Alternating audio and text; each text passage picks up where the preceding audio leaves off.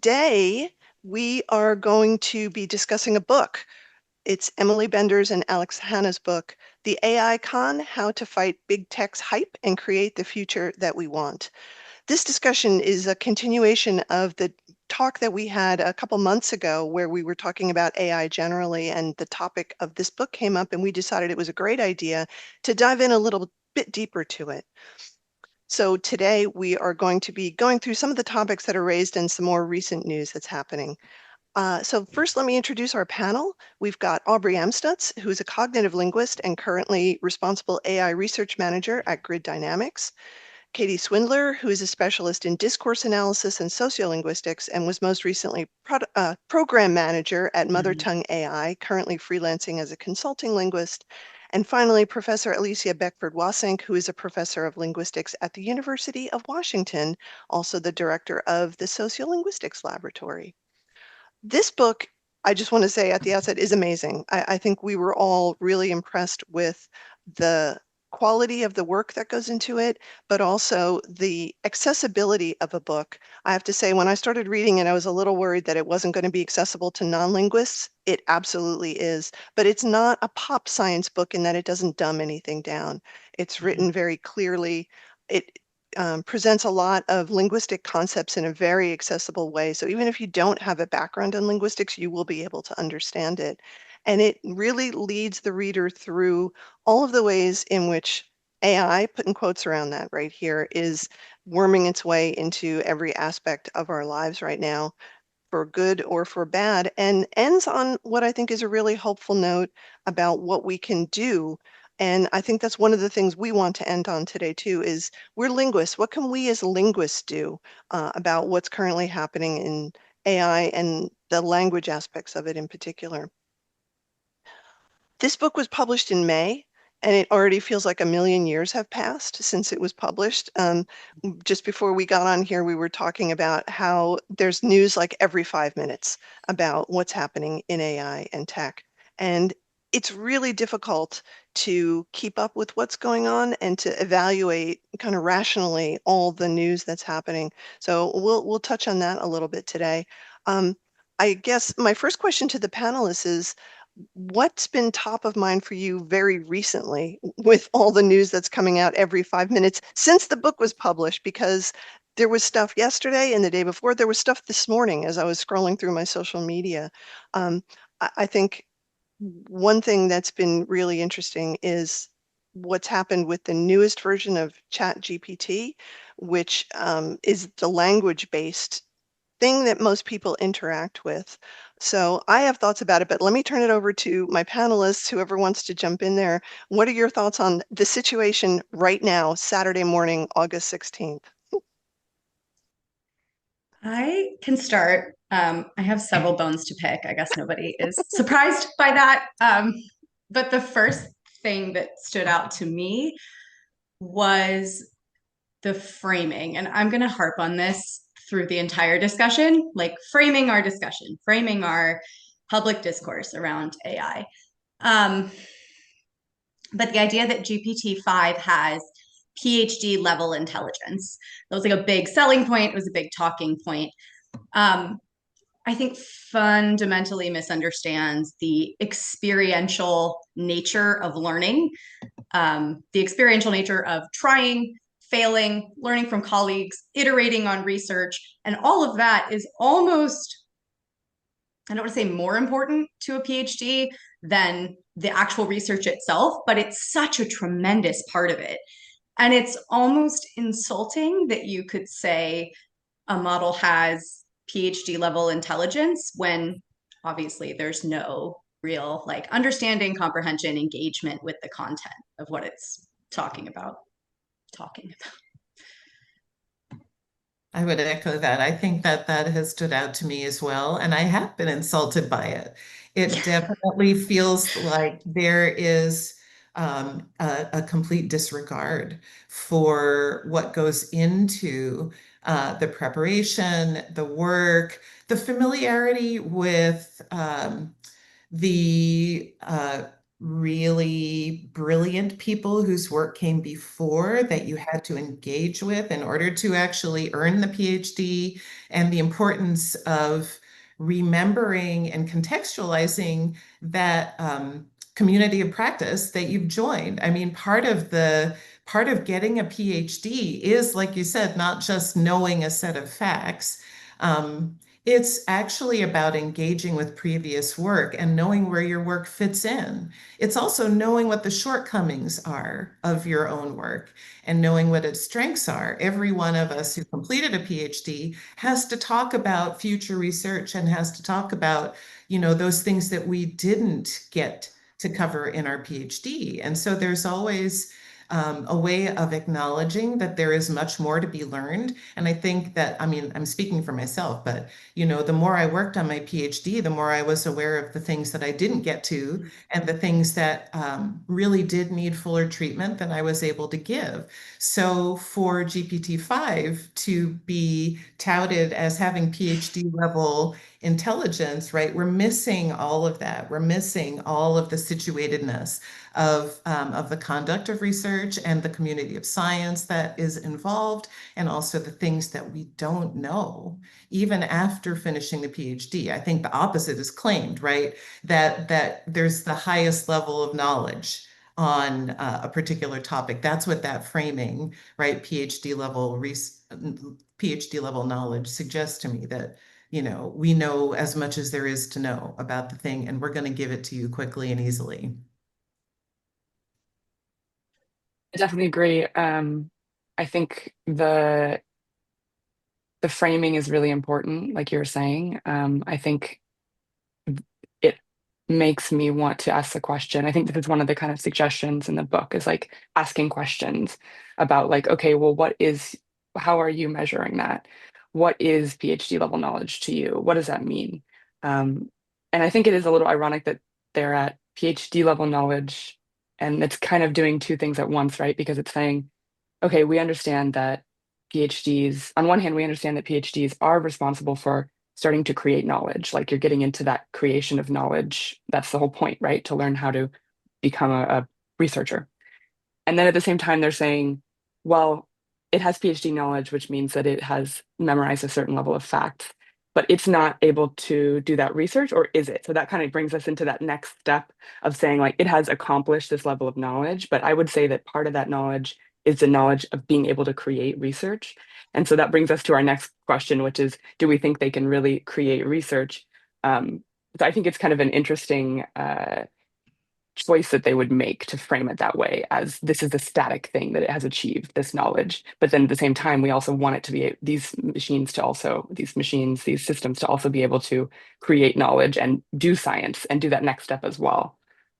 Yeah. From my perspective, the thing that I'm like really thinking about a lot is agentic systems. I know it's like maybe that was like 2 weeks ago and now it's, there's something new, but I think that that is really like the instantiation of a lot of the fears and worries that we had about these systems. And I think it's really, it's the perfect sort of example of AI hypers wanting to create the thing that they are laying out why it will be such a bad thing. So they're saying, if we give these AI systems access to all of our, military, or all of our whatever sensitive kind of, systems that are able to do things in the real world, then that's when we're really going to get into trouble, if we give them that access. And then at the same time, it's like we need to develop agentic systems to be able to have the full potential of AI be realized. So it's kind of that interesting create the problem and solve it kind of marketing thing. 100%. Yeah, completely. Uh, It takes me to two things which are inextricably intertwined. Chapter 5 of this book is called Artifice or Intelligence, AI Hype in Art, Journalism, and Science. And that particular chapter really spoke to me because it talks about exactly those things. So how do we know what we know? Why are we thinking that this so-called artificial intelligence has any sort of creativity to it? Because creativity is part of all three of those things, including science, right? That's something that people don't think about, but it's like Alicia was saying, creativity is part of what you do when you get your PhD. You're creating knowledge, like you're asking these questions and you're using your human creativity to find out what the answers are. And there's no way that a computer can have that level, and the other part of that, these things tied together is, why do we insist, not we, but the world is using all these human terms to describe what they say in the book is a synthetic text extruding machine, Yeah. which I love. Like, that's a great way of putting it. From my point of view, that is part of the problem that we as linguists are facing. How do we push back against this constant anthropomorphizing of what is essentially pattern matching, right? Like, you just see it everywhere, even, and we tend to fall into it when we're talking about it too.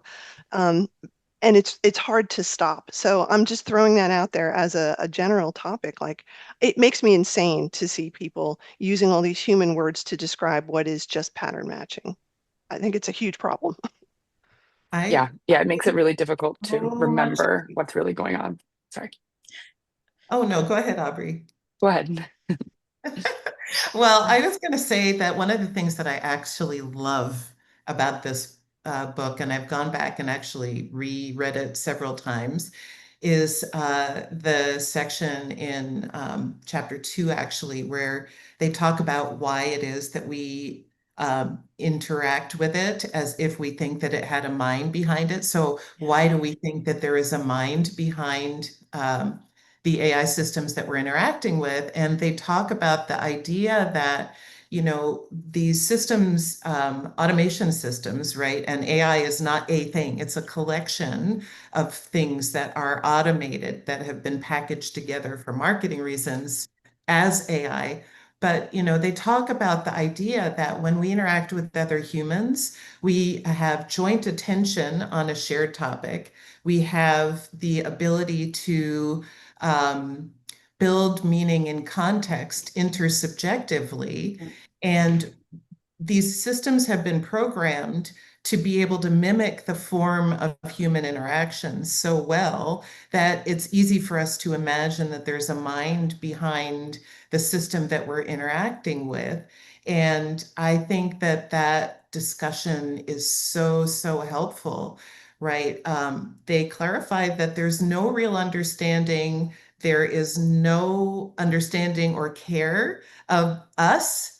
And so when the systems respond to us in ways that are harmful or ways that show that our communicative intent was not understood, that's when the shortcomings happen. That's when the short circuits happen. But the systems have been programmed so well to give reasonable text on just about any topic that it's really easy for us to imagine that there's a mind there interacting with our own. And so we think that that's, the same as when we interact with others. But, I love the phrase that they say that computers have no subjectivity to be intersubjective with. And I think that is, that's going to be a phrase that I'm going to use forever because I love it so much. It really brought home this idea that, systems have no personal feelings, they don't have tastes and opinions, they don't know anything about my history with them in interaction as an interlocutor or as a friend or as a family member. None of that is there. It's just the case that a lot of information has been scraped together and then put together to be output with human-like phrasing and colloquialisms so that it will feel like there's a mind there. And I think that's one of the things, Laurel. I think that's, one of the reasons why um, we're able to think about these systems as being human-like and do some of that anthropomorphization. Wow. The hardest one. Anthropomorphization. Yes, it is words Brutal. in the English language for this linguist to say. I think so. I Yeah, I have agree. Go ahead. go for it. I was just gonna say, yeah, I agree. And I think another phrase that I really loved as far as like kind of using ridicule or asking questions was the superhuman abilities. So I think like not only are we now saying, okay, these can, take over these jobs and things like that, which are human abilities, right? But there are these claims that it is reaching superhuman intelligence or superhuman capabilities in specific realms. And I think that when they used the example of a hammer, I think it was, and they said a hammer has a superhuman ability to like drive a nail into wood. Yeah. And I think that to me really helped pop the bubble. And I think, like you were saying, Alicia, one of your favorite phrases is going to be that. One of my favorite phrases is going to be, pick anything and it can have a superhuman ability to do that thing. That doesn't mean that that tool should replace humans. Yeah. That's so good. That's the metaphors in this book throughout this book are just they're brilliant, they're beautiful, they're thoughtful, they're like really great at getting the concepts across. I have 2 points on this idea of like subjectivity, intersubjectivity, and then how we um, co-opt the idea of intelligence when talking about these text extruding machines. The first point is that just to jump on the points that Alicia made is that not only do we as humans have this instinctual assumption that there is a mind behind this kind of interaction, the idea of treating these models as human is really heavily pushed by the tech industry, by media. I was reading a book, Co-Intelligence by Ethan Mollick, and he has 4 tenets for interacting with AI. And one of them is treat the AI as if it's a person. And he even says we shouldn't be treating it as if it's a person. It's a fallacy that's going to lead to issues. But, and it's a really big but, it's easier to interact with these systems as humans when we assume they're human. Of course, it's only easier if we're willing to accept the outcome of interacting with them like they're humans, but that's a different discussion. So that's one point. The second is that by framing this entire interaction as intelligence, we're really, first of all, narrowing the implications for what is intelligence, which of course, as they point out in the book, doesn't have a clear operationalization. There's no real definition of it. Intelligence is so tied to context, to culture, to situation, to every specific interaction. And it's really, really, really prone to being affected by systems of bias that we've developed in academia and outside of academia, just kind of in general discourse. So when we call these things intelligence, we're eliminating all of those pieces of the interactional puzzle that Alicia brought up, that's feelings and thoughts and memories and experiences, and all of these pieces that we can't replicate using an AI. Something like emotional intelligence is totally removed from the picture. And it's not made clear when we're discussing AI how narrow we are making the definition of intelligence itself. Yeah, I see a lot of parallels actually from my time thinking a lot about teaching English to non-English native English speakers.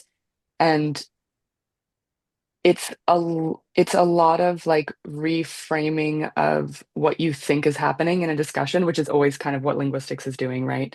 But when you're starting from potential uh, lack of like common world knowledge, like cultural world knowledge, norms, things like that, you realize how you really have to build that conversation or that interaction from the ground up. And it's always with this goal of like communicative intent, right? Like getting something done, getting something across. Um, and so you realize like that even the little noises we make, when we're thinking to let someone know that I'm thinking and I'm not done yet, I just need a moment. Those noises are different, cross-culturally. So you have to learn how to make those while you're thinking, and you're always thinking when you're trying to get ready to speak in another language, right? So there are like these little things that not only in the interaction, but also in the like content that you realize you really are taking for granted when you're not interacting with people from outside of like your kind of normal sphere. I think just that ability to to rely on like certain concepts that are like status quo or common knowledge, that is something that you realize like, oh, I think I actually need to explain this, and we need to have these things in common to be able to even have the conversation that I want to have. Yeah. We need to like first set these ground kind of just basic understanding of what is going on. And that to me just rings in my mind over and over again when I'm interacting with AI systems, is that I don't know what the common ground is. Like, I don't know what we share, but I know for sure that they've never had a body and they've never been in the world. And that's a lot of what a lot of the kind of just epistemic expectations of like understanding why things act the way they do because of physics, right? Like there was a lot of ways to trip models up, asking them very basic questions like, there's something sitting at the top of the stairs and like something else hits it and it ends up at the end of the stairs. Why did that happen? And it's like, no idea. Where for us, it would be like even a toddler or like a dog or anything would understand like how cause and effect works in the real world. And I think we just take for granted how much of that is actually necessary for intelligence. Like intelligence, right? I'm putting quotes around that, is just the common world knowledge. Like that is actually something you need to build off of. And when the AI system will never be able to have that in-person embodied experience of the world, I feel like there's just always going to be this huge gap in our conversations that is sort of vague and often unaddressed, I think. Yeah. I'm thinking so hard as you guys are all talking because it's making my brain bubble. I think, Alicia, you used the word interlocutor, and I think even that is anthropomorphizing, right? Like we are not having a conversation with AI. We are not interlocuting. Like locution is a Mhm. thing that people do, right? It's It's just, so these are just, difficult not it's so to. hard. Like you can't, because Yeah, we have all we these need to words for invent a it. new glossary. We do, absolutely. So that just it pinged me. And I was like, no, that's not what we're doing. We're not locuting with AI. Oh, we're But absolutely not. but to what you were just saying, Aubrie, and this definitely comes up in the book, that yeah, the definition of intelligence is like this big. It's a monoculture, and that monoculture is based on straight white upper class rich guy insulated from the real world, and the roots go back to things like incredibly racist things like IQ tests, right? Like IQ Hmm. tests don't measure anything really. How Yes. well you do on a test, it's like SATs and things like that. It's all based in trying to separate the good people from the bad people. And that's all based in racism and classism and many other Eugenics. eugenics. It's Hmm. all eugenics, right? When you get Yep. right down to it. So that's what the intelligence of AI grows out of. So all of the biases that are in it, the unexamined biases in most cases, come from a terrible place, right? We're not Yeah. coming from a place. And then the intelligence is measured as like, how many facts can I facts, Mhm. again, putting it in quotes, because a lot of the facts that AI thinks it knows are not true. They're Yeah. not actually facts. And so people create words like hallucination, which is again a human word, like it can't hallucinate, or even lying, right? Like that's a human word Hmm. too. I don't know. It feels With like, intention yes, behind it. with intention behind It it, and there assumes is no Yeah. intent, right? intention. So it's an ongoing thing, and it seems like it's getting worse to me because I don't see anybody trying to put the brakes on all these human type words, and it makes me insane when I see things like all the things that we've been talking about and all the misinformation that gets spewed around, and yet ChatGPT 5 still can't tell you how many blue bees there are in the word blueberry because it doesn't understand anything. Anyway, it's crazy to me that this is where things are going faster and faster and more anthropomorphized the further we get along. It's frightening to me. I think it's critical that we see this as a part of that narrative that AGI is coming. Mm, And we're going to, replace humans with this super intelligence that can do all of these things that humans can't do. They're going to solve the social problems that we're not able to solve. And I put that heavily in quotes. It's all part of this narrative because the more that we treat these systems as human, the more that we're overlooking the fact that they don't understand, they don't have comprehension. One of the things that came up for me a lot while reading was the tie to what we talk about in sociolinguistics as the idea of like doing something. So you're doing listening, you're doing being a good student, you're performing this persona that is getting you something with a specific social group. There's a performance that is creating a result in the real world. AI is just doing being intelligent without any substance behind it, right? And if we allow the narrative to continue to promote the doing of something as the something, if that makes sense, people are going to totally overlook the fact that these models don't understand, they don't reason. I know we talk about ChatGPT has reasoning mode, right? There's a whole other, discussion to have on that. But functionally, the tech leaders treat that as the same thing as completing the task with that very human, embodied, experiential style of interaction. Yeah, I'm really glad that you're tying this in with the AGI. I think it is really important, like you're saying, to contextualize this in this kind of longer narrative that's been going, that proposes like we don't have to accept the assumption that there is a hierarchy of intelligences, right? I think even in linguistics we can get a little bit into this territory where we're like humans are the only ones with language, and we know that for sure. And animals don't have real language, and this is why. These are the things that make a real language and a real, intelligence, right? So I think like we have to be constantly reminding ourselves that we only have a certain positionality in the universe as well, like not even just in society, but that like the wisdom, the intelligence of a tree might be a thing, right? Like I don't know. I'm not going to say that that's not, an equal intelligence to me in some way. And so I think that like this uh, necessity to reinforce and reify the structure that says we are different. There is the in-group, out-group thing again, right? Like saying it comes from these eugenics and these racist and these just sort of, trying to have a supremacy system roots that folks want to okay, we're going to separate these groups out, and then we need to find ways to clarify and remind everybody why we're different.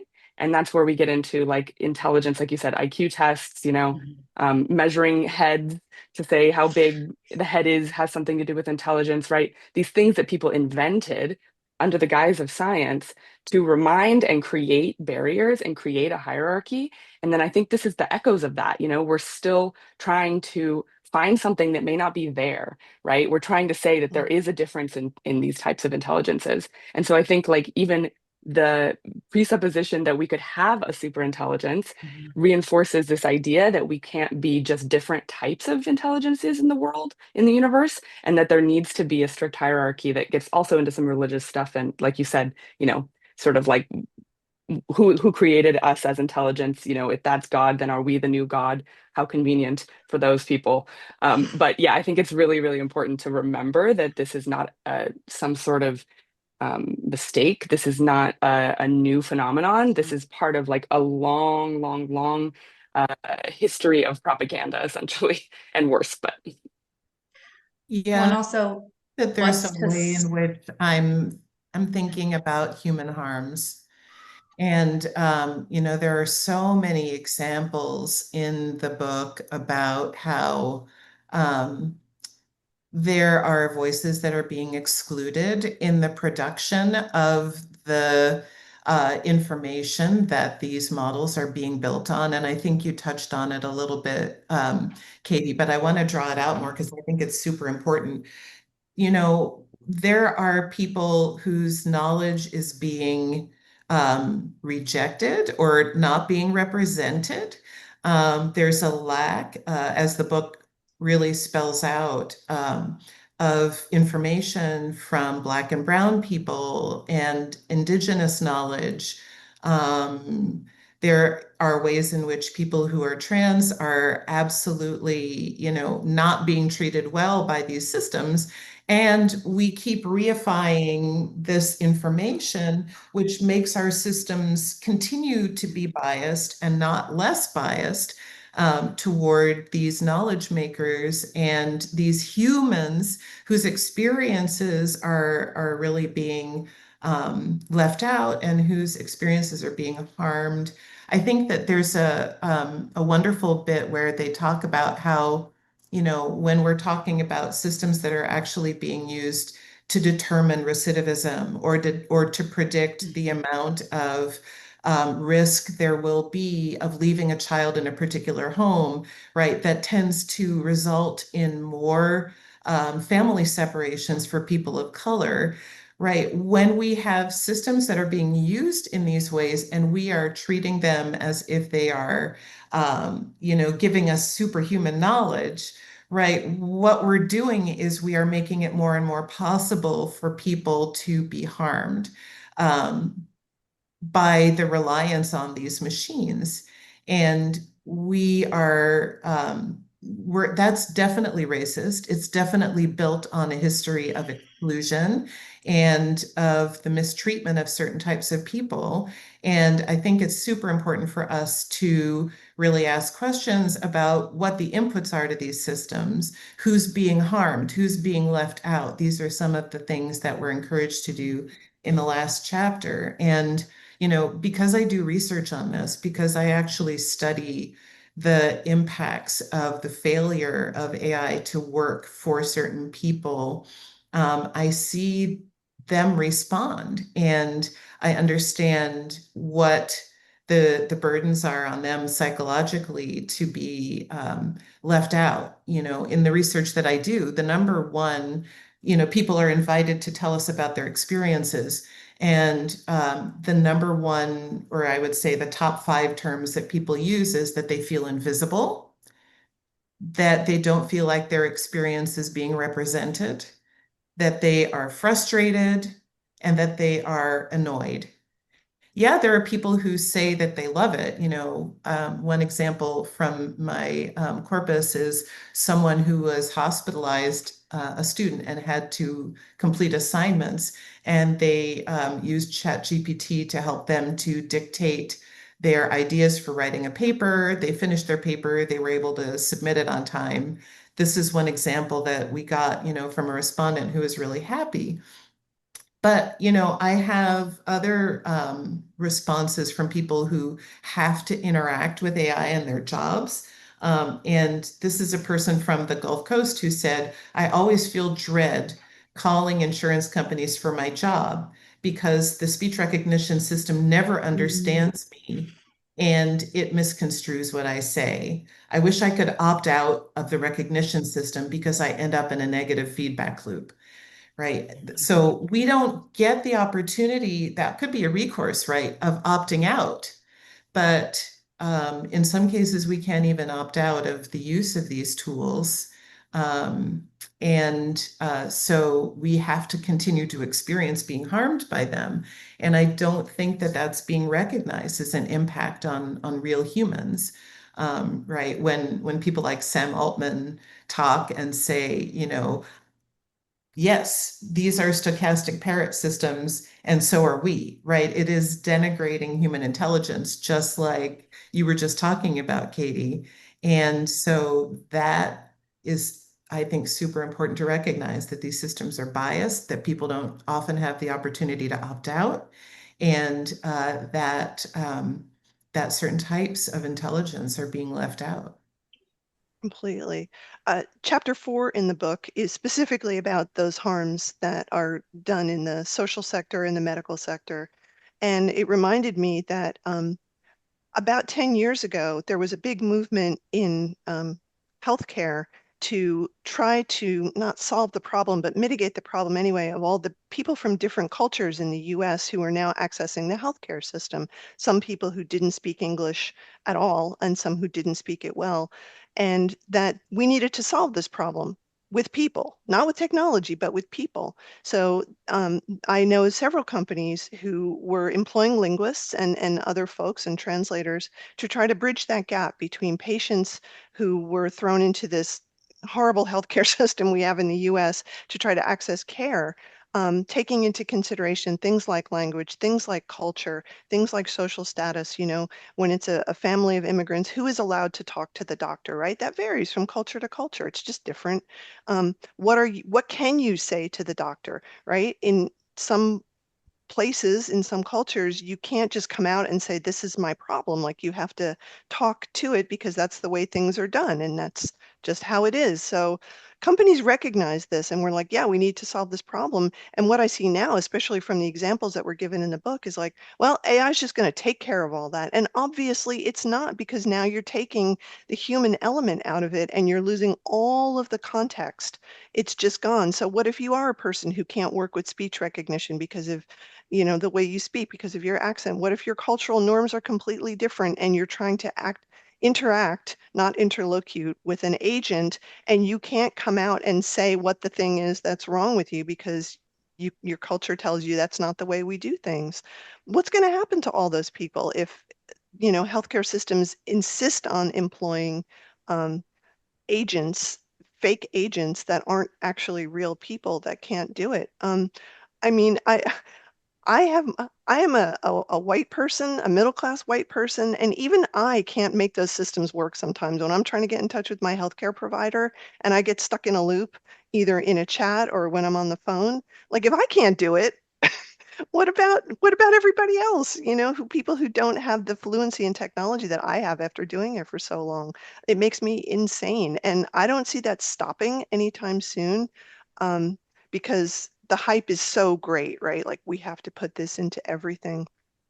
So, And um, also, sorry, go ahead. oh, go ahead. I was just gonna say it ties into our discussion before, right?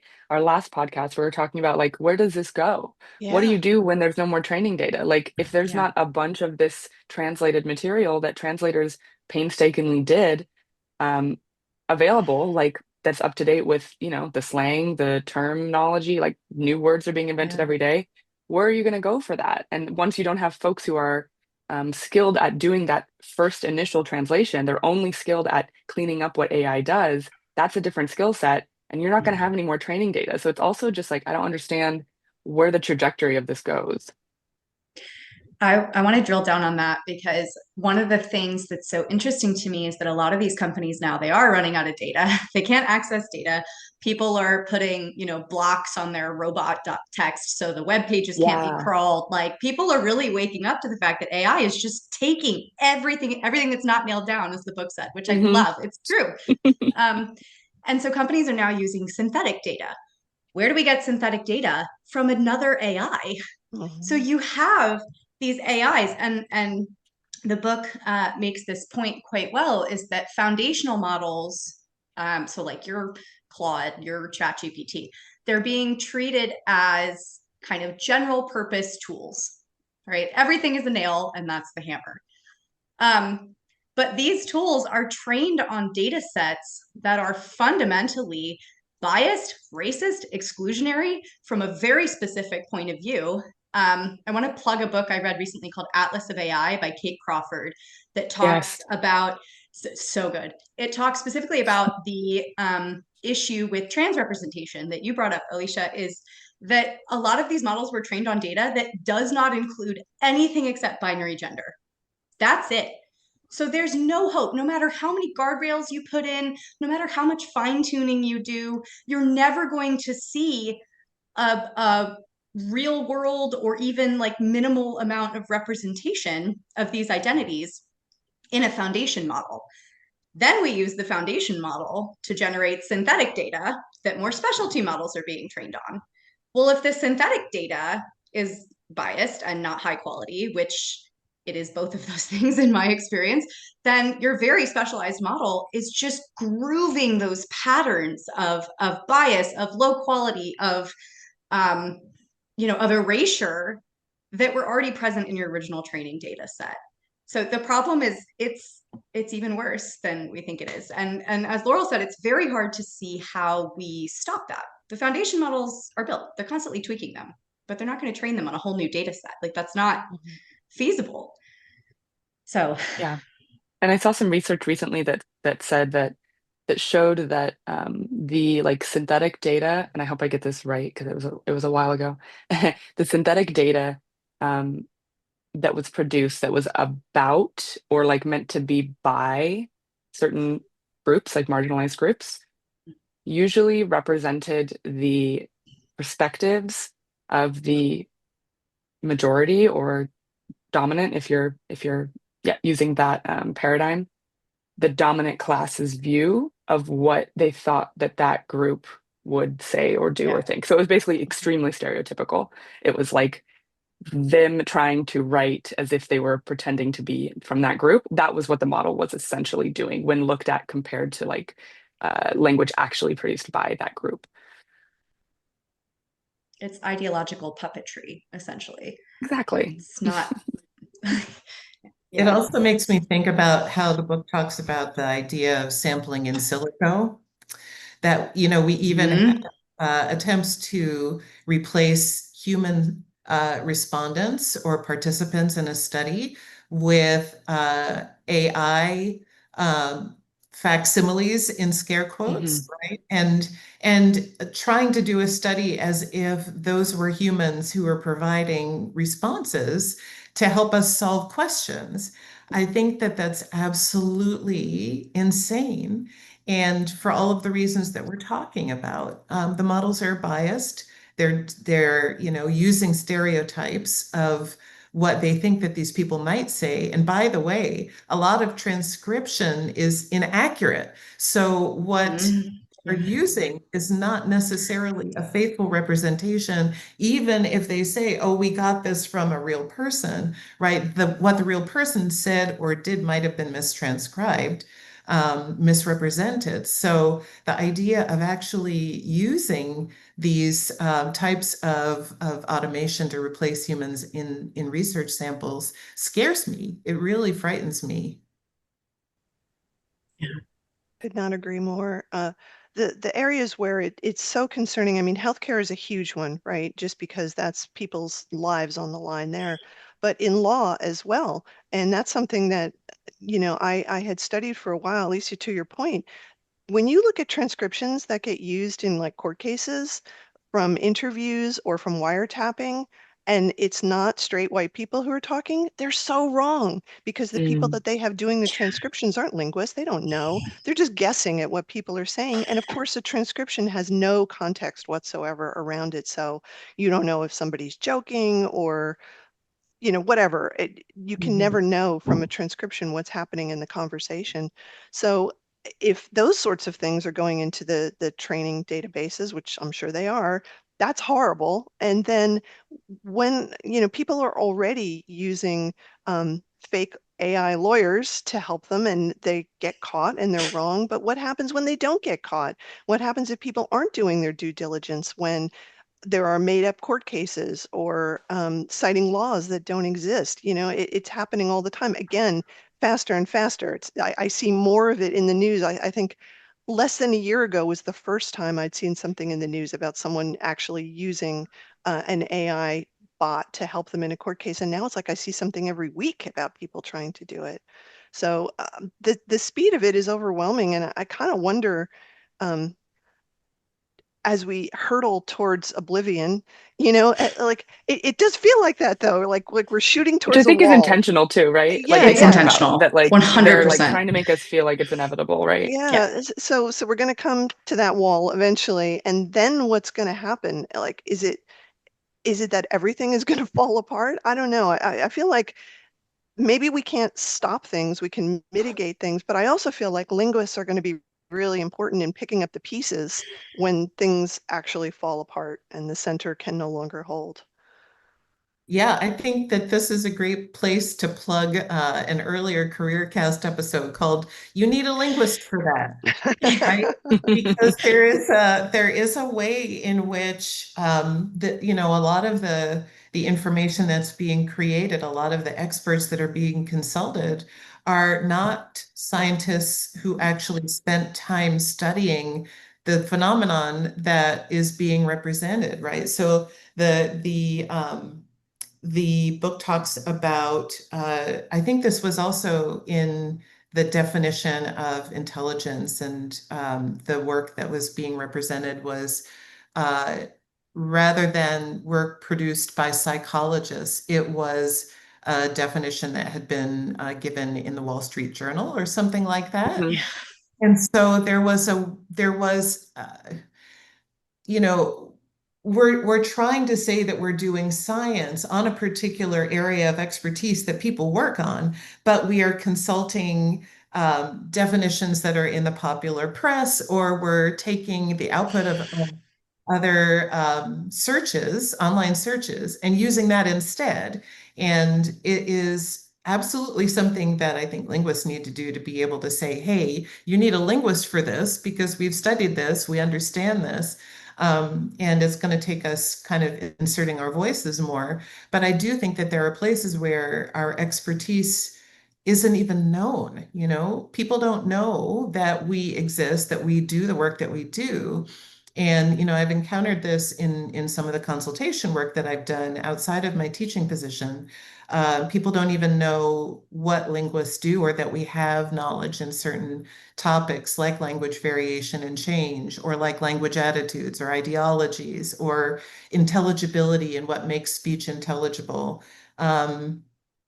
That we perhaps need to do a better job of getting out there and saying, we work on this. You're not consulting experts. You need to be able to consult experts on this. And one of the things that I was actually thinking, a second point that I'd like to make is that um, when you do a search now, and the generative AI kind of overview shows up at the top of your search, I don't know how many times I wish that it would say, I don't know anything about this, but you should consult these experts, or this field of study, or this, and that's not something that happens. You provide a query and it gives a response every time.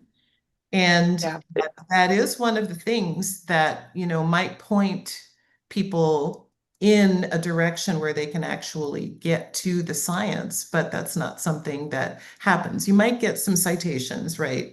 It may give you some information about where parts of the definition were drawn from, and then you can follow some links, right? But knowing the science and how it is produced by real people who have been working for generations on particular issues is not something that we can expect AI to point us to.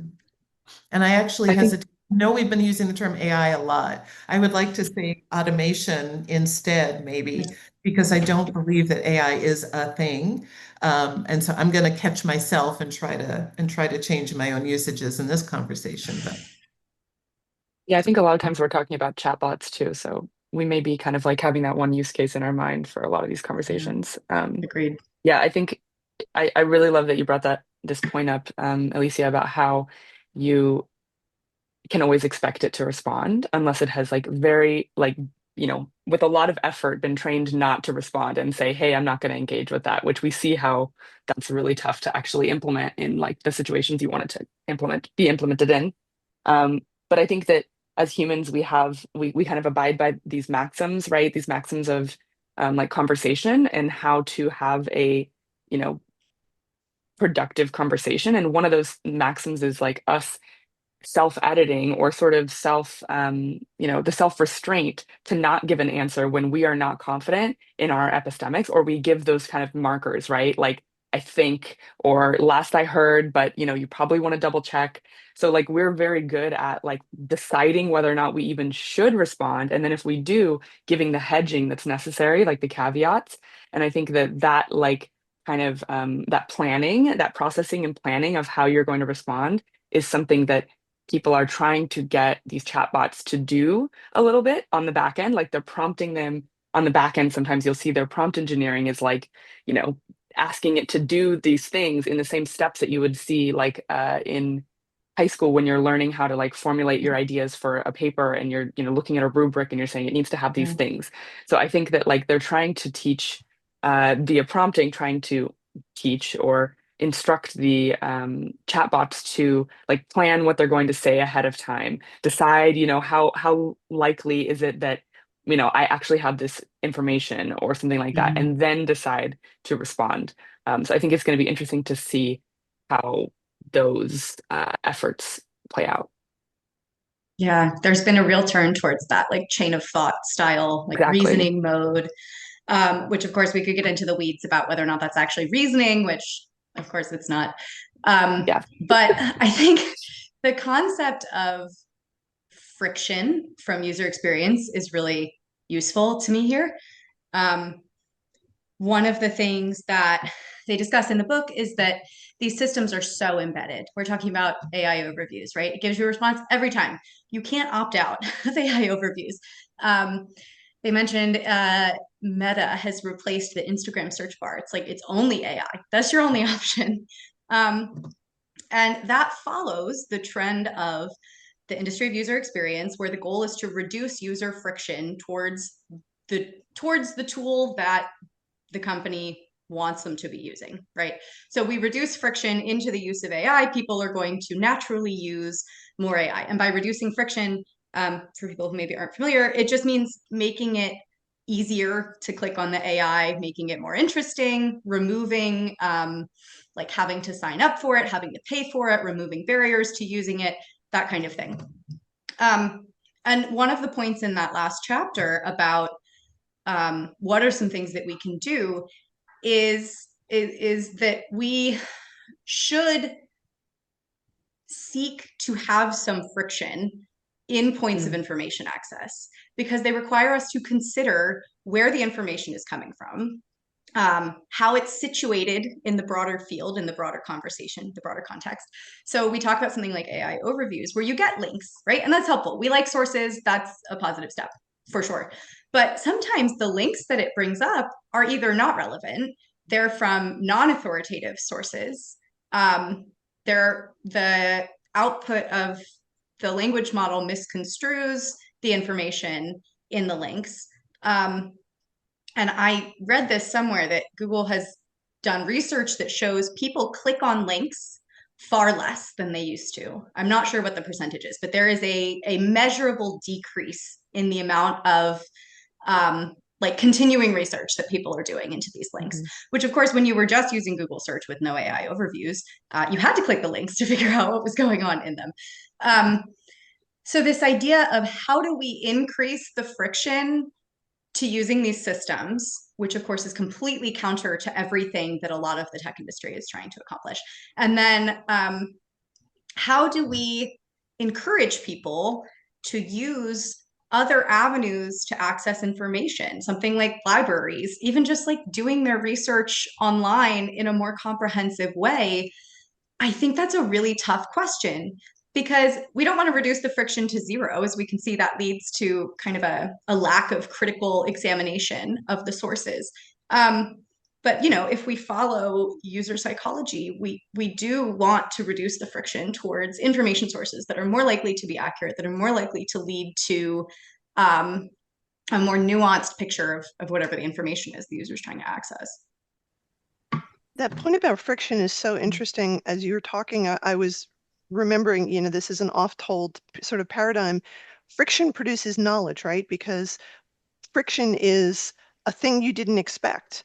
So the classic example is you run an experiment and you get an answer that you did not expect, and you go, huh. And that's what leads to scientific breakthroughs, right? The Exactly. like that's not what I thought it was going to be. So framing friction as a bad thing, as they do, I think in many places, is wrong. Like you don't want so much friction that you can't do the thing you're trying to do, make an appointment or whatever, access your bank account. But reducing it to zero takes away any kind of impetus to find out more or investigate or just look at things from a different perspective. And then I Gives you a was chance also to thinking, have those expectations in the first place. exactly, Yeah. But the thing, I keep coming back to that anthropomorphizing, and there's another point I want to make before we wrap up today. The ability of the large language models to just spew nonsense is very much in the paradigm that we are kind of trained as Western people to respect, right? So I will give a stereotypical example because this is just how it works, but some white man gets up and says a thing confidently that's 100% wrong, people are more likely to respond and go, well, that man knows what he's talking about, rather than somebody else who is not a white man who goes, I'm not sure, I'll have to think about that. So we've been trained over a long period of time to respond positively to people who instantly respond to what we have to say, even if it's 100% wrong. It's like, well, they answered me quickly, they must be right. They sound confident, they sound like they know what they're doing. And as you were saying, Aubrie, it's been this long history of kind of funneling people into this mode of behavior. And that's one of the keys of that sort of behavior. And I think that's why people are so impressed, I guess, by what the large language models actually do, because they do give you an answer right away. And you're like, ooh, that's great.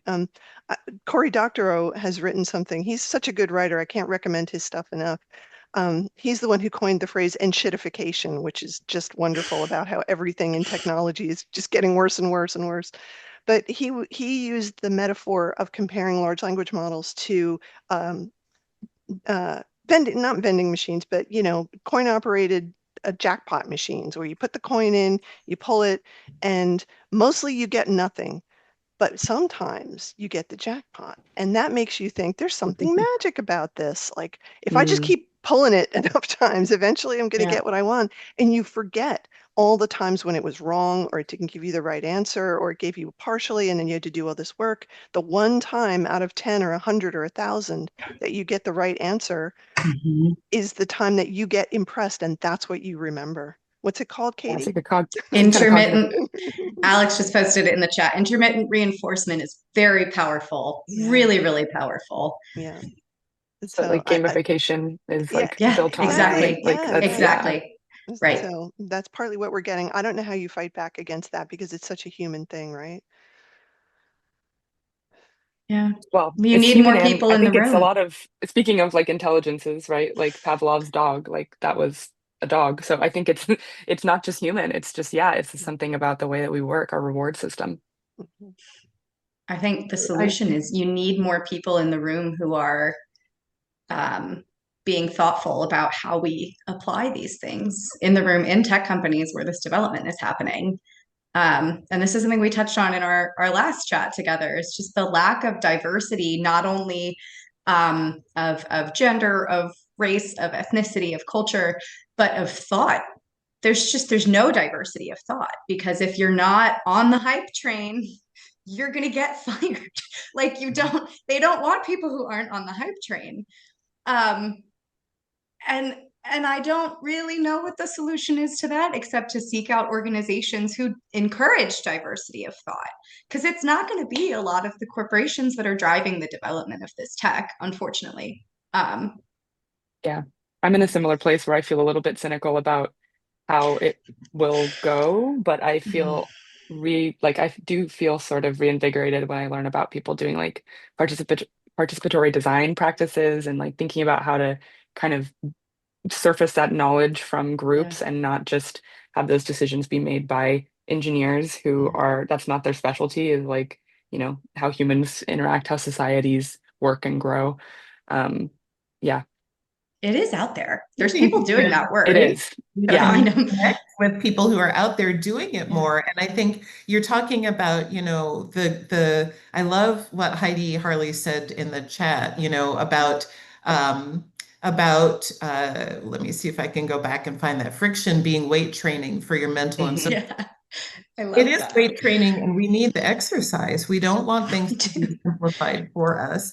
And engaging, I think maybe this is a great place to talk about the fact that the book spends quite a lot of time talking about resources being pulled away from our higher education institutions. Mhm. And so, at the same time that we are listening to those really confident voices and being impressed by the things that they're saying, we are finding that people who are in communities of practice that are developing this knowledge together, we're removing resources from them and making it harder for them to do their jobs.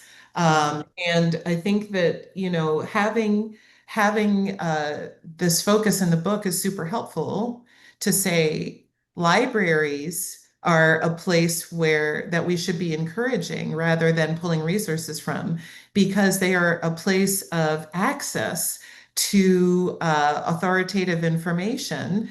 And we should be encouraging the use of them rather than defunding them. And I love the emphasis on that. So would really encourage people who haven't read the book to look at that. And also just the humanity of science. I think that needs to be elevated as well. And we might talk a little bit about this, but they talk about the use of um, citation practices as being something that you learn when you are trained in college. You learn what authoritative resources are, and then you learn how to give credit where credit is due and to engage with those people who have written and thought and done experiments and engage with that past research. And there are all kinds of things that they say, we already have worked hard on how to do science well, on how to gain knowledge well. We don't need to move away from that. We need to double down on it. We double down on peer review, on human subjects protections, on careful sampling, and all of these kinds of practices that serve as a kind of positive gatekeeping, is what they say in knowledge creation. And so that means slowing down. It means allowing ourselves to be okay with that friction that will help build our muscles, right, in these areas where we might feel an impetus, an urge, an impulse to just get the easy answer. Because this is another one of my favorite quotes: science is not a collection of facts, it is a set of processes, and a community of practice engaging around those. And I don't think we can afford to lose that. So I feel like one of the things that I feel really encouraged to do is to be old-fashioned in that way. If it's being old-fashioned, I'm happy to be old-fashioned. I don't need to, run headlong into a set of practices that make me, avoid that friction. I want to encourage that, and I want my students and my kids and my friends to know that those practices are important. And so I think continuing to stay engaged in those conversations feels really important to me. Would you call yourself a neo-Luddite? Ha talks about Luddites, and I love kind it. of gives us some good info, some details about how they weren't just people who resisted technology. They Yeah. were they wanted to push back on how technologies of the day were harming people. And I love that section of the book too. So thanks, Aubrie, for bringing that up. Yeah, I am a neo-Luddite, I it think. sounded like what you were describing. 100%. Yeah. Yeah, that's totally agree with all of that. It. I was thinking about how this works in the context of careers for linguists, because that's kind of what we would talk about a lot. And um, this bubble, it seems like, is going to burst or crack, or something is going to happen. And I feel like the linguists in our society are going to be more important than ever when it comes to pushing back and correcting, and that we as linguists just need to be really vocal about a lot of this stuff. Emily Bender has been on LinkedIn, and I've seen her pushing back against some people who disagree with what she says in the book. And she does it in a great way, very calm and correcting just misinformation. I saw her just the other day telling some guy who said, oh, there's no references. And it's like, well, flip to the back of the book. Actually, there's loads of references, and here's why they're good references and why these are better than listening to press releases from Microsoft or OpenAI. And we can do that too. I know engaging with people is not fun, but sometimes it's really necessary when we're advocating for our rights as human beings to live in this society. And we can do it, as we've been saying for this whole hour, from a point that not everybody has, because we are linguists and we understand how the language works. So I think as far as calls to action, um, people should push back where they can, call things out where they can, maybe not call it AI and call them large language models or whatever. Try to get all that anthropomorphized language out of the discussion because it's simply wrong. And saying no to AI when we can. You know, you can't always, like Alicia was saying before, it's there in the AI overview. You can't turn it off, but don't look at it. You know, just go to the actual results, not Keep the scrolling. paid sponsors. Click Keep the scrolling. links. Yeah. Yeah. Because every time it gets generated, it's also a climate impact, right? Like we know that. So now, like we're also brought along in this sort of like, um, you know, we're brought along whether we want to or not in impacting the climate in this way just by searching, which is like, yeah, another area of that would be better to have an opt out, as we've said. Mm-hmm. But it's okay because AGI will solve climate change for us. So Yeah. As Sam Altman That's said, right. it's going to solve physics, whatever that means. Yeah, he just says stuff. Stuff just comes out of his mouth. I've been Like something else we know well. I've been reading. I want to recommend a journalist who's named Ed Zitron, and he has a podcast called Better Offline, and he also has a blog and a newsletter. He's great. He is profane, but really gets to the heart of a lot of this stuff and doesn't buy into any of the AI hype. He's got a great background in technology, so want to recommend him. Yeah. Um, and from what he says, and I've read other journalists saying that companies now are at the point where they're recognizing that trying to force AI into their systems is actually causing more work, right? So for a long time, it's like, oh, AI is going to code a lot better. And now they're just starting to realize actually it's making more work because the code doesn't actually work. And even in things like copywriting, when stuff is generated by large language models, they're realizing it actually takes more work for people to correct what was written than to do it from scratch. So maybe there's a little bit of a pushback that's rising to the surface because people are actually seeing that it's not making things better, it's not helping. And, you know, again, as linguists, we can kind of confirm that and push that and maybe elucidate it for people. Yeah, I absolutely love that. And I think that we can and should just question the promise of AI's benefits for all out loud. And, sometimes, we can make fun of it, like they say in the book. We can criticize it. It's our right to criticize it. And we can point out the ways that it's not working. And so that's something that I think is really important, Laurel, because we are getting just it's the airwaves are awash with information about how it's doing so much good. And so we may question our own experiences, and we shouldn't. I think that if people feel like it's not working, they should believe that experience, not what we're being told, that AI is actually working for us, that these large language models can do things that involve intelligence, reasoning, and so on. We should not question our own experiences when we have experiences to the contrary. And hold those systems to the same bars, right, that we've had from previous like systems that were doing that thing. I think I don't know why, but I've seen a lot of people sort of throw out the old, metrics that it needed to reach, the threshold that something needed to reach for accuracy before it could be launched as a product.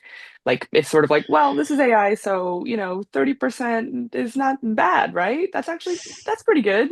And it's like we never would have settled for 30% success rate with a previous system. And so I think being really strong for those of us who do work in technology, continuing to hold those same bars and say, this is the principle of what this product needs to do. However that gets accomplished can be up to y'all. If you want to try to use AI, sure, but we're not going to budge on like what our, policy is, what our intended use is, what our expected behavior is.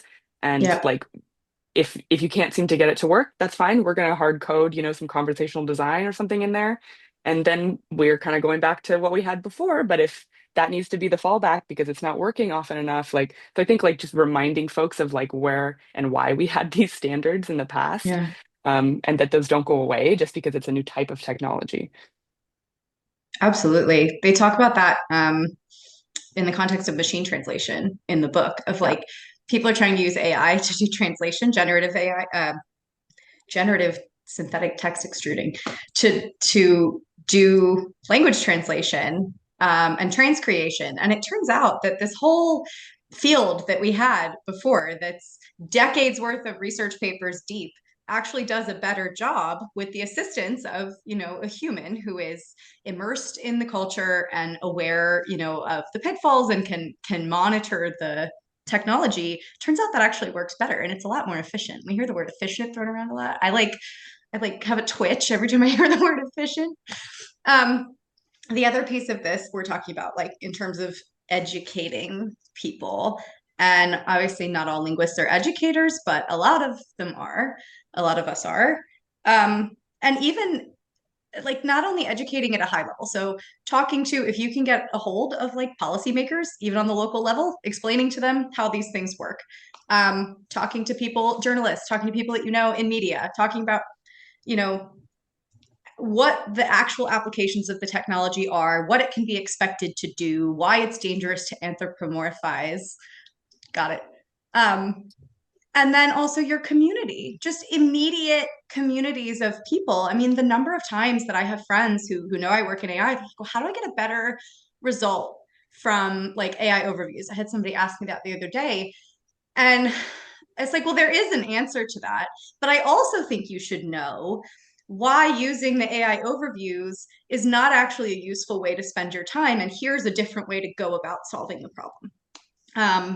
And it seems small, but like those micro level grassroots interactions are the ways that we make people more resilient against falling for the hype. Because it really is, you have to develop a resiliency. You have to develop this instinct to question, this instinct to find more information, this curiosity. And there's a lot that's working against us there. Obviously, we're living in a time of like pretty substantial anti-intellectualism and a push for efficiency, productivity, all of those things, and AI is being touted as the solution for those. But I do think, if you can even make a couple of people think for like an extra 30 seconds about using AI, that does matter. It has to matter, because it snowballs. You can have a larger impact that way than you think. 100%. In the first chapter of the book, the authors take a good deal of time to explain how large language models actually work, which I thought was really good. And I have tried to do, Katie, what you were just saying, to explain to people who don't really understand as simply as I can that it's just pattern matching, right? Yeah. That's all that is happening. It is matching patterns of words. There's no thinking, there's no considering, there's no nothing. It is simple pattern matching. And people are very surprised by that. They're surprised. They're Yeah. shocked. Yeah. They think that there's something else that's going on in the background, and it's just no. Just think of really, really fast computers, and all they're doing is matching patterns. That's it. That's the only thing that it knows how to do. So that chapter, the first chapter, is great for going through the history of computing and things like machine translation, like you were just saying, and all of the steps that got us to where we are now. So I know we're coming up on some time here, and I want to say again, it's such a good book. Like, people should read this book. You should recommend it. You should give it as gifts. Don't buy it from Amazon, but definitely give it out. And I wanted to say one more thing. Which is the whole anthropomorphizing thing. I'm sorry, I'm obsessed with it, but it's in my brain. And two things came up recently, which is one, people are using slurs for AIs, for large language models. And the one I've seen most often is the word clanker, which is taken from a Star Wars movie. Okay, I guess, although the form of that is really troubling. The others are worse, and I don't want to repeat them because some of them are really incredibly offensive and they're based on real slurs for real marginalized people. And I think it's horrible. Like, the fact that people jumped to using slurs so quickly as if it were an inferior human being, right, is like, it's blowing my mind a little bit. So that's bad. And then the other thing that I just saw like yesterday was someone referring to their again, big quotes, AI boyfriend as wireborn. Wireborn. I've seen that. Pikachu, this is my surprise Pikachu face. Like, what? What is happening? Like, what? Yeah. I don't, I don't. I can't, and I don't like it. And I think we should speak out about this in the strongest possible terms. It's awful. Like, we can't let this continue. It's really bad. That's so interesting. I hadn't even thought of the like when you brought up the slurs thing.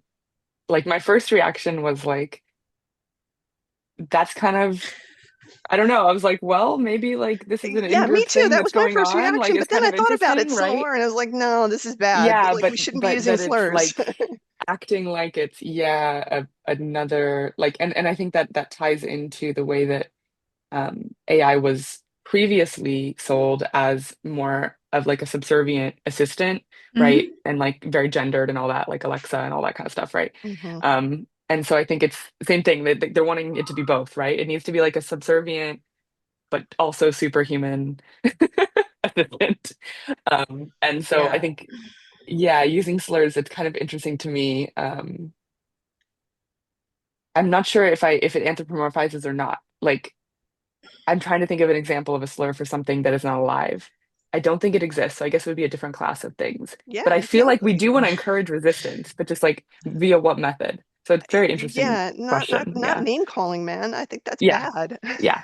There was a Exactly. whole trend of people claiming that they got better results from ChatGPT when they abused it, when they were like, "You're so stupid. Why don't you give me the Lord. correct answer?" That was a whole thing for like couple of months, like a couple of months ago. It moves so fast now that, people are onto something else. But that was a thing. And it's like, man, I mean, I know we're not anthropomorphizing these, but it's very human of us, Yeah, right? completely.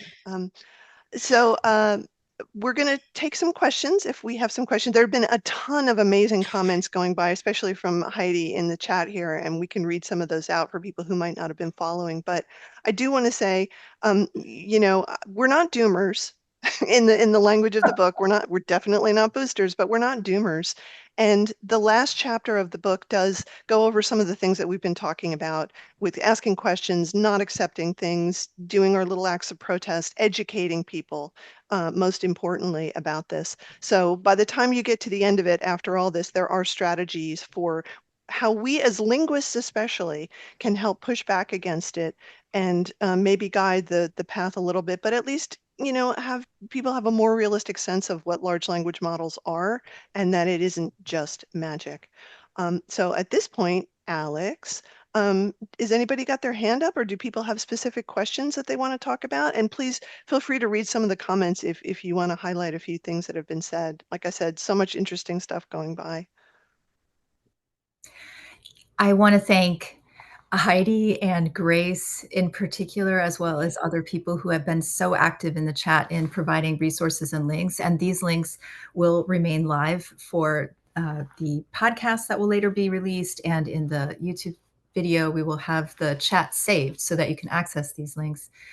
I want to, we haven't had a specific question yet, but we've had really good comments, including just fundamental questioning of why use AI. As Grace has been saying in the chat, that's question 0 is why use it?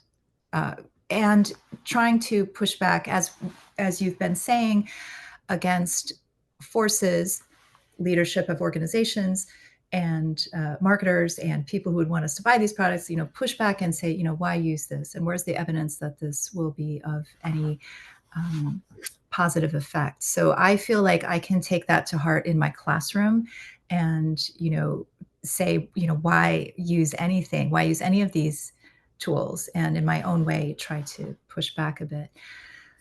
I'll read out a couple of the really good comments, especially coming from education and policy experts in the chat as we continue on. I want to share an example that was brought up by Grace, referring to the use of AI in the school context. So reading a comment, the stakes are higher with chatbots adopted in the context of school advisory.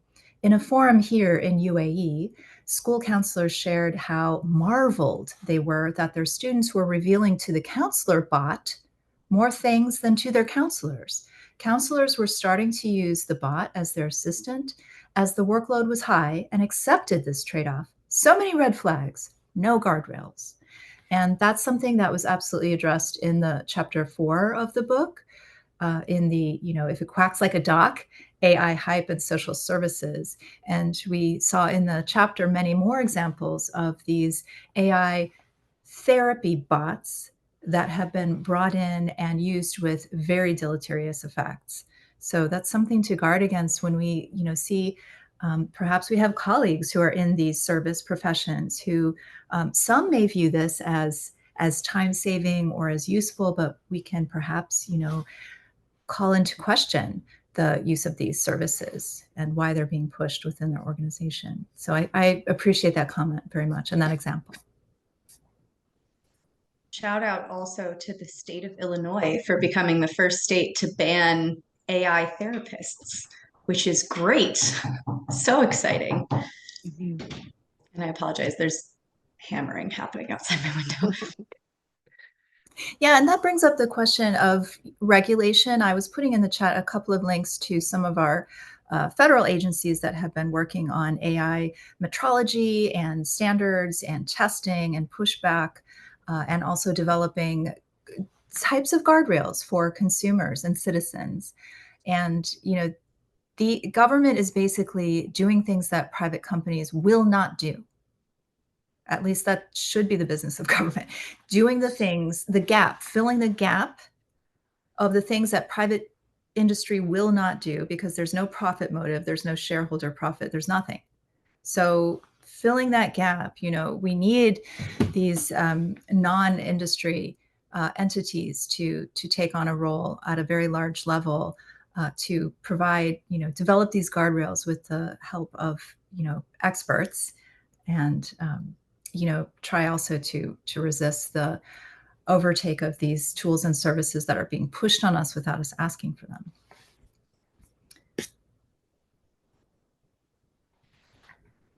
Grace notes in the chat, also check out our Center for AI and Digital Policies, CAIDP. We run AI policy clinics every semester where we study all the AI policy frameworks in the world.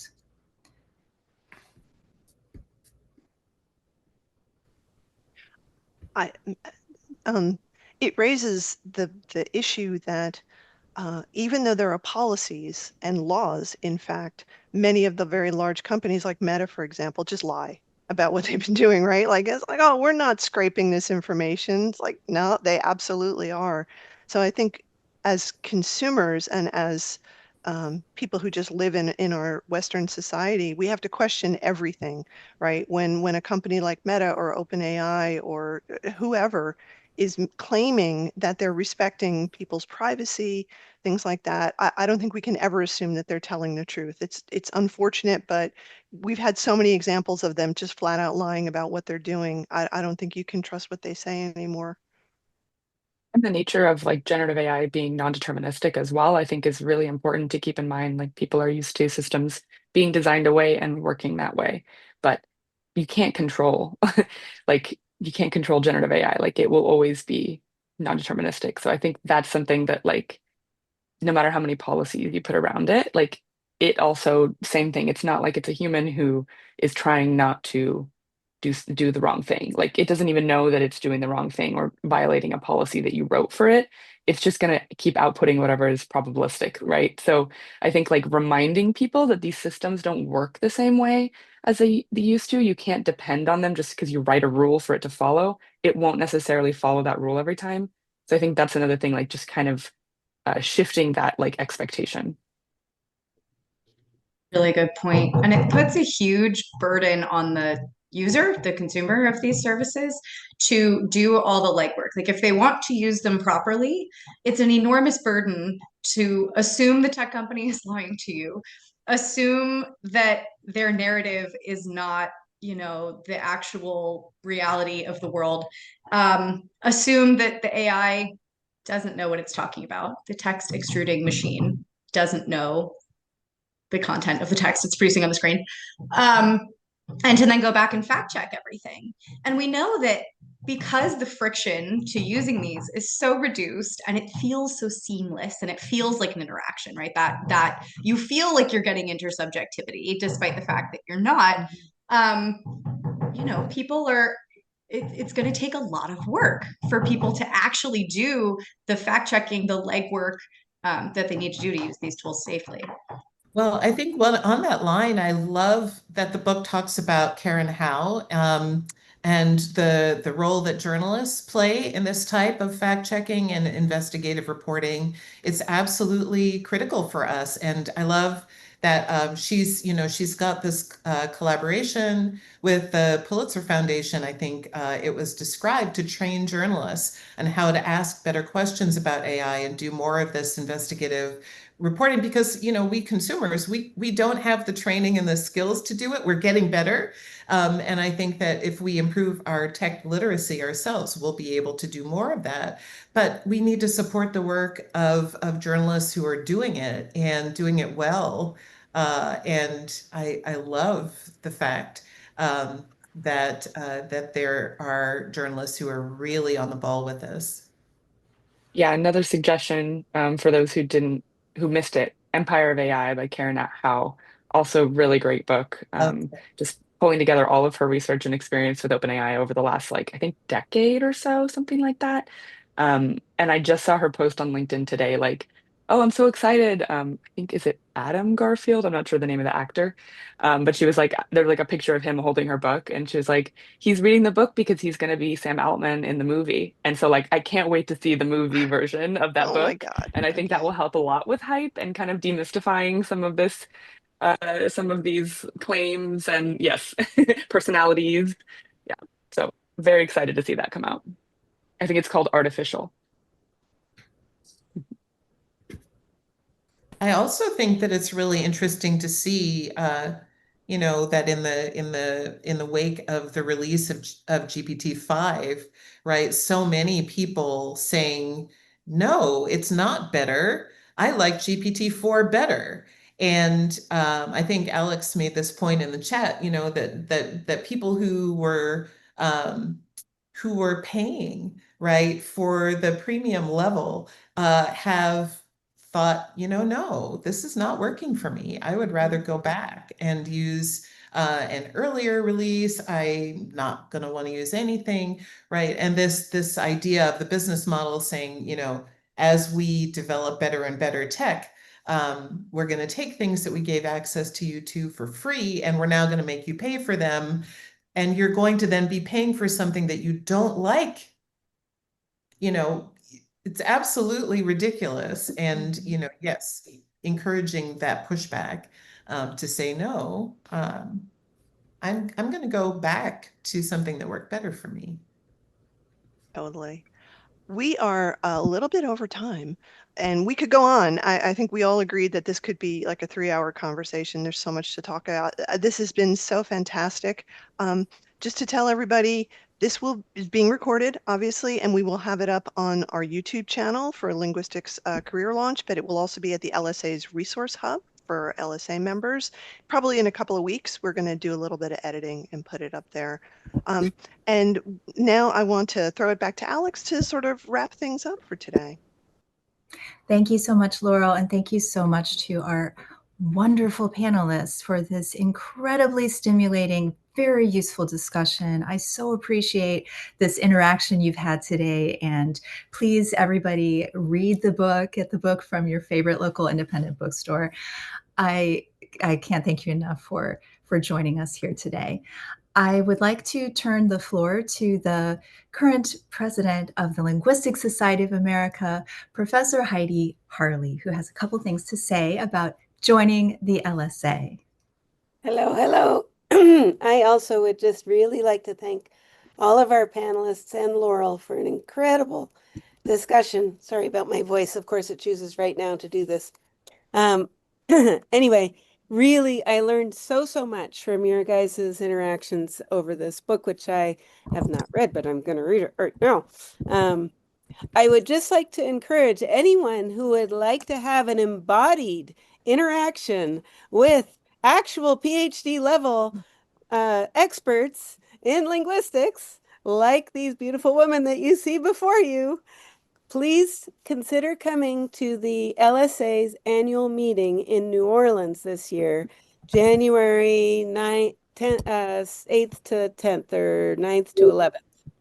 And we will all be there. There will be many panels of this kind. There will be activities for people, of course, in academia, also many, many things of relevance to people outside of academia, in government, in industry, in education. We welcome everyone to please come and contribute and have embodied interaction. It's so good. I can't even tell you. And of course, you save a lot of money on your annual meeting registration if you're a member. So please consider joining the actual Linguistics Society of America. Get access to the resource hub where this and many other resources will be, future webinars, yada, yada. Anyway, thank you guys all again so much. It has been fantastic. Thank you so much, Professor Harley, and can't wait to see you all in New Orleans for the Linguistics Society of America meeting, we hope. And I would also like to invite you, if you want to continue this discussion, we have a networking session immediately following. So if you would like to hop over to our proximity chat platform, Gather, we have a space where you can join and talk to our panelists for just a bit. And we have the link, join information and password in the chat. And you can also look up very quickly information on how to join, but I promise you it's very easy. You'll join you'll spawn as a little avatar, and you will get onto a map of our linguistics career launch space, super low friction joining and interaction. And it will be just as if we were in a room together interacting in small groups. So please join. This is positive low friction to encourage our interaction. Thank you. And I personally want to thank our panelists. You are all so smart and so amazing. So thank you so much for devoting the time to reading the book and then coming here today to talk about it. This has been super, super great. Love it. And with that, I'm going to close out our recording. And I will also put our panelist LinkedIn profiles into the chat. Thank you. Thank you so much, everyone.